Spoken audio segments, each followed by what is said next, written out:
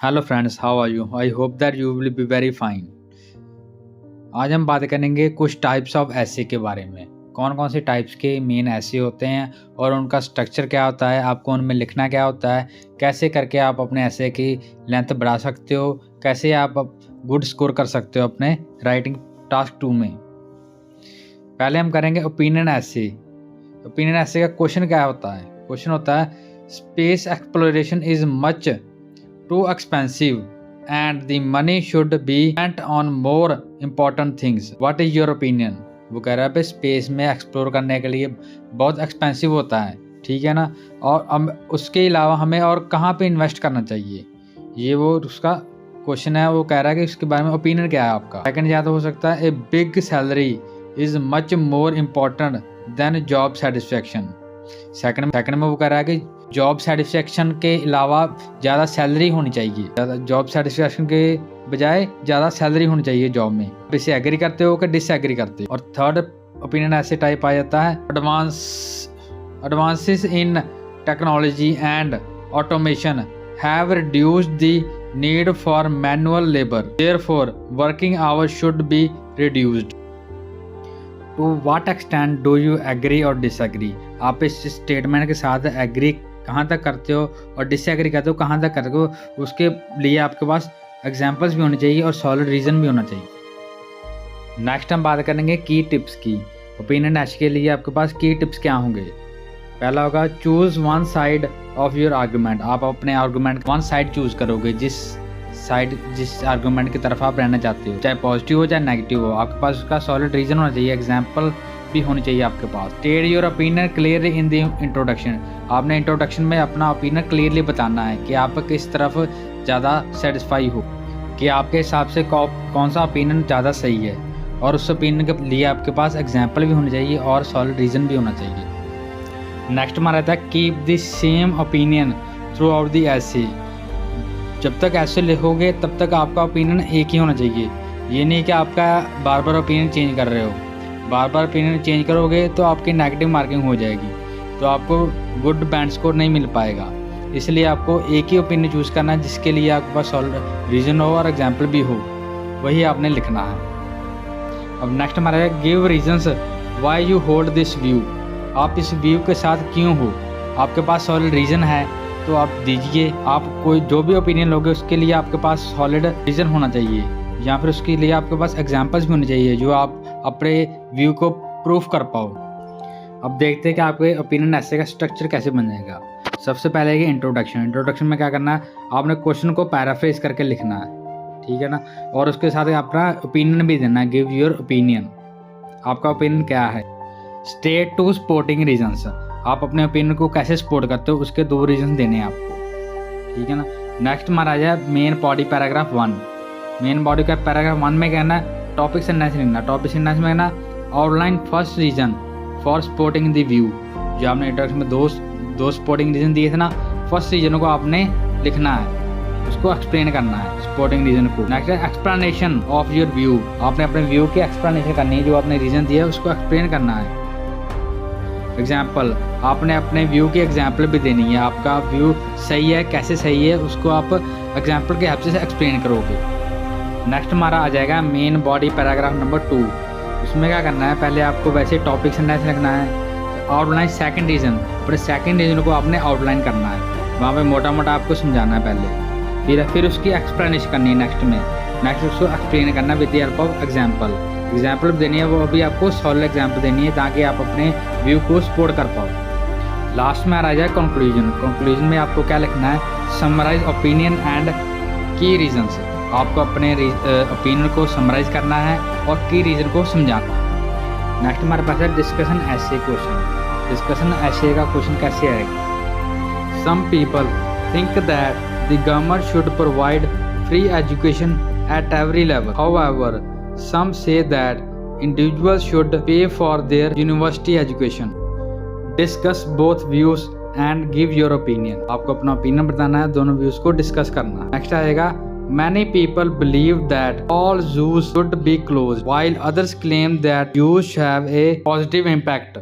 Discuss both views and give your opinion. आपको अपना opinion देना है और दोनों views को discuss करना है। with the help of examples. Next हमारा आएगा many government think that economic progress is the most important goal.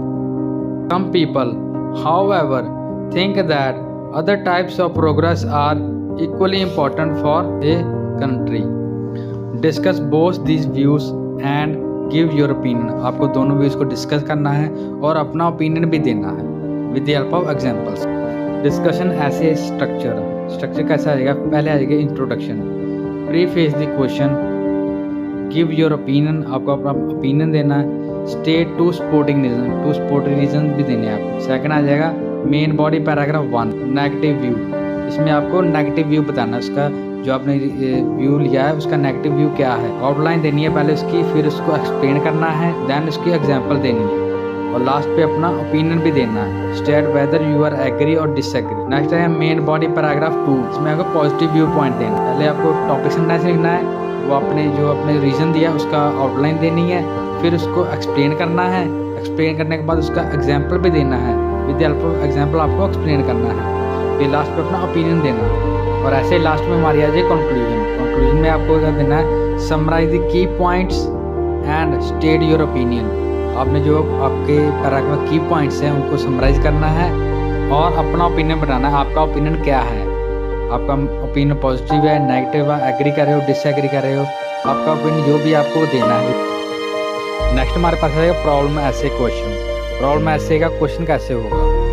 वो ऐसे होगा, फर्स्ट अप होगा overpopulation in many urban centres around the world is a major problem, what is the cause of this, how can this problem be solve. ये problem solution का ये एक problem बताइए, population बहुत ज़्यादा बढ़ रही है, इसका क्या रीज़न है और इसे कैसे कंट्रोल किया जा सकता है।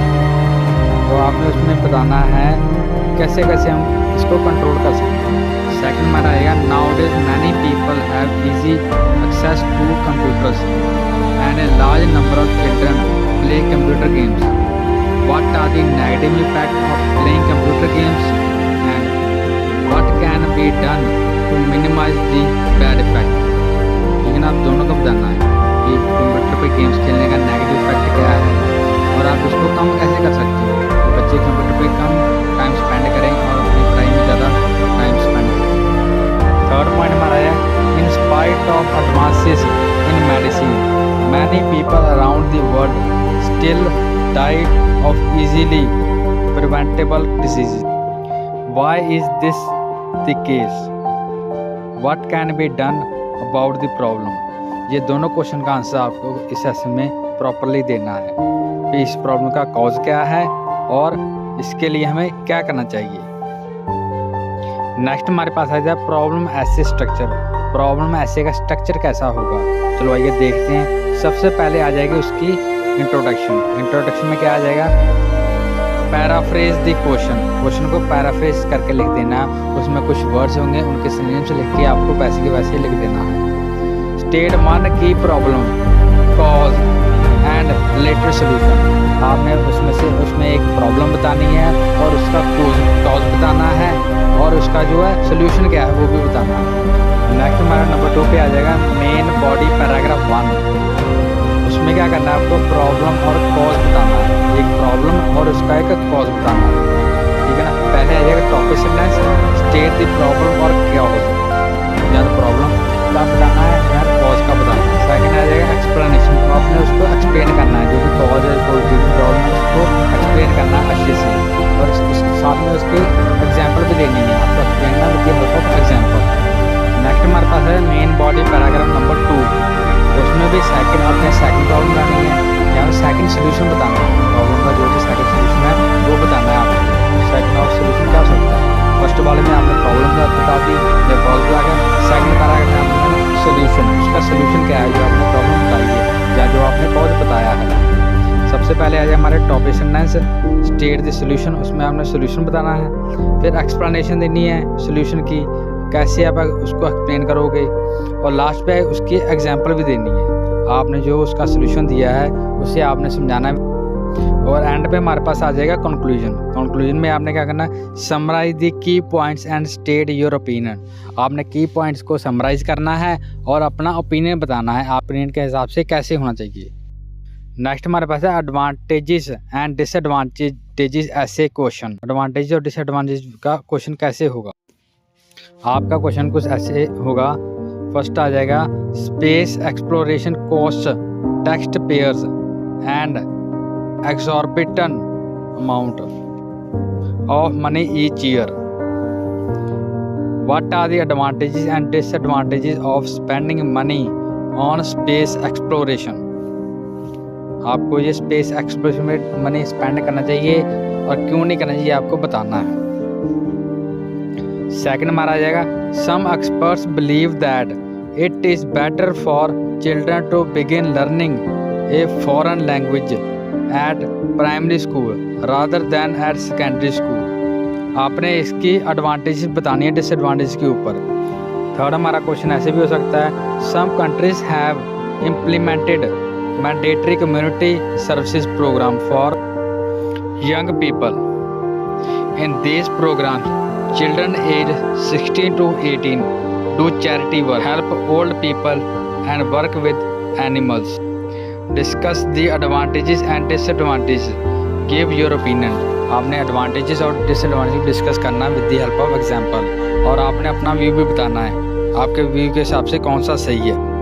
नेक्स्ट एडवांटेजेस एंड डिसएडवांटेज ऐसे स्ट्रक्चर। इसका स्ट्रक्चर कैसे आ जाएगा, स्ट्रक्चर में वैसे ही आएगी, पहले सबसे इंट्रोडक्शन आएगी, उसमें क्या करना है आपने क्वेश्चन को पैराफ्रेज करना है, ठीक है, और आपने अपने रीजन का आउटलाइन देनी है, जो भी आपने जो स्टेटमेंट आप स्टेट कर रहे हो, ठीक है। नेक्स्ट आएगा मेन बॉडी पैराग्राफ 1।